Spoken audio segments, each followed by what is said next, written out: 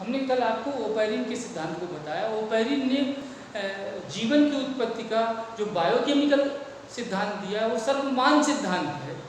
उस थ्योरी को, ओपेरिन के सिद्धांत को, अर्थात आधुनिक जीवन की उत्पत्ति के आधुनिक सिद्धांत को एक वैज्ञानिक, दो वैज्ञानिक हैं, मिलर और यूरे ने किसको कहाँ सिद्ध किया? प्रयोगशाला में।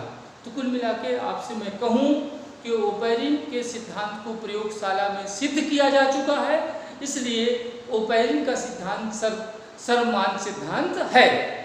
किसका? जीवन की उत्पत्ति का।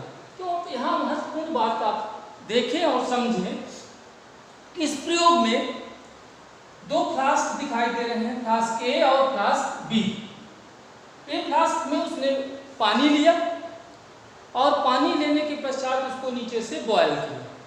तो बॉयल करने के बाद इसमें जल वाष्प बनी, देख रहे हैं। जल वाष्प ट्यूब के द्वारा कहाँ पहुँच गई? बी फ्लास्क में। फिर से बताऊँ, एक फ्लास्क में उसने पानी लिया, उसको नीचे से बॉयल कर रहा है। बॉयल करने के बाद वाटर वेपर्स बने और एक ट्यूब की सहायता से वो कहाँ पहुँच गए? बी फ्लास्क में।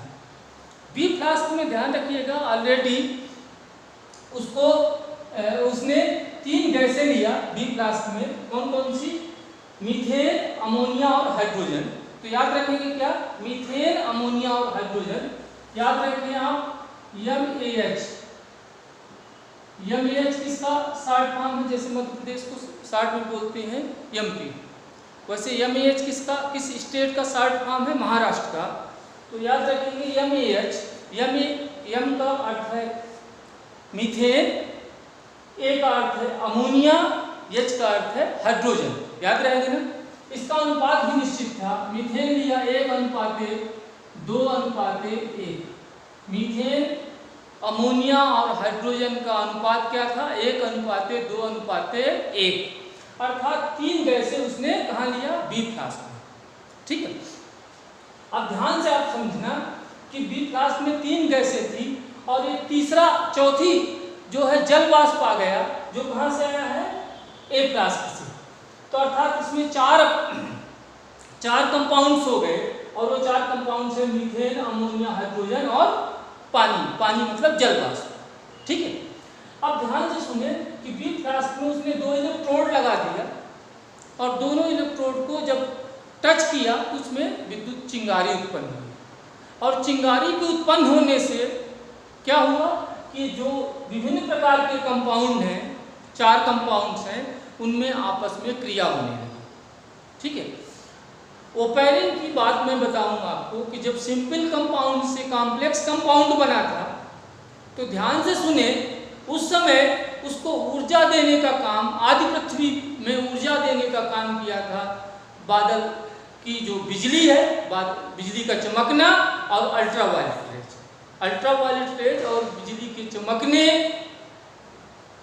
से सिंपल कंपाउंड आपस में क्रिया करके क्या बनाए थे? Complex compound. लेकिन यहाँ पर याद रखना, ये विद्युत की जो चिंगारी है, आवेश, ये दोनों इलेक्ट्रोड को आपस में टच करने से जो चिंगारी उत्पन्न हुई वह उसी प्रकार काम कर रही है जैसा कि वहाँ आदि पृथ्वी पर अल्ट्रावायलेट और बिजली के चमकने की घटनाएं हुई थी। अब चिंगारी से इलेक्ट्रिक स्पार्क उत्पन्न होगा, स्पार्क चेंबर है। ठीक है, अब जब स्पार्क उत्पन्न होगा तो जो विभिन्न प्रकार के 4 कंपाउंड आपस में इनकी क्रिया होगी। क्लियर? अब क्रिया होने के बाद ये कंपाउंड कहाँ आ गए? इससे कॉम्प्लेक्स कंपाउंड बनेगा, इस ट्यूबनुमा संरचना में आ गए। अब इस ट्यूबनुमा संरचना में सभी ये गैस रूप में है, तो एक कंडेंसर लगा होता है। कंडेंसर में मतलब एक ट्यूब लाइक संरचना, आप समझिए ट्यूब लाइक संरचना है।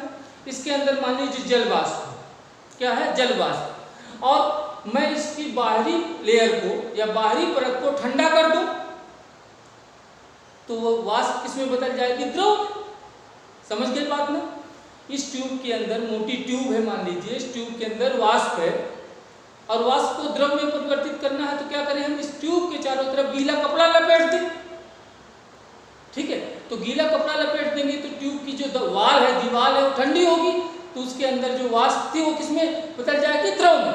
इसी प्रकार यहाँ कंडेंसर होता है, कंडेंसर में कोल्ड वाटर, याद रखना ट्यूब के अंदर नहीं डाला जाता है, ट्यूब के बाहर है, कोल्ड वाटर दिया जाता है और यहाँ से हॉट वाटर निकलता है, अर्थात ये कोल्ड वाटर जो है इसकी ऊष्मा को ग्रहण करता है और किसमें बदल जाता है, हॉट वाटर में, और ये कुल मिला के वाष्प किसमें बदल जाती है, द्रव में, और द्रव के रूप में आपको ट्यूब के नीचे दिखाई देती है लिक्विड कंटेनिंग ऑर्गेनिक कंपाउंड। इस प्रकार मिलर और यूरे ने इस प्रयोग को लगभग 1 सप्ताह तक किया।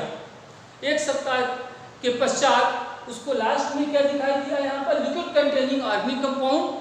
और लिक्विड कंटेनिंग ऑर्गेनिक कंपाउंड का जब उसने विश्लेषण किया तो उसमें विभिन्न प्रकार के अमीनो एसिड, विभिन्न प्रकार के फैटी एसिड और विस्रार और ढेर सारे मोनोसेक्राइड प्राप्त हुए। याद रखना एक अमीनो एसिड उसे प्राप्त हुआ था जो जिसको परीक्षा में हमेशा पूछा जाता है, वो अमीनो एसिड कौन सा था तुम्हें ये बताना है, ठीक है। तो प्रश्न हमेशा ध्यान से रखना, मिलर और यूरे का प्रयोग 12th के एग्जाम के दृष्टिकोण से एक महत्वपूर्ण क्वेश्चन है। मिलर और यूरे ने किसका संश्लेषण किया, तो याद रखिएगा अमीनो एसिड का संश्लेषण किया है, प्रोटीन का संश्लेषण नहीं किया है। और अमीनो एसिड तुम्हें बताना है किसका संश्लेषण उसने अपने प्रयोग में किया। और ध्यान से समझना, इसका जो मीथेन, अमोनिया और हाइड्रोजन का अनुपात हमने आपको बता दिया, ठीक है। कुल मिला के मिलर और यूरे का प्रयोग है। ओपेरिन के सिद्धांत से 2 छोटे छोटे प्रश्न बनते हैं कि ऑक्सीजन क्रांति किसे कहते हैं, और दूसरा कि जीवन की उत्पत्ति जल में क्यों, वो आपको लिख के बताना है।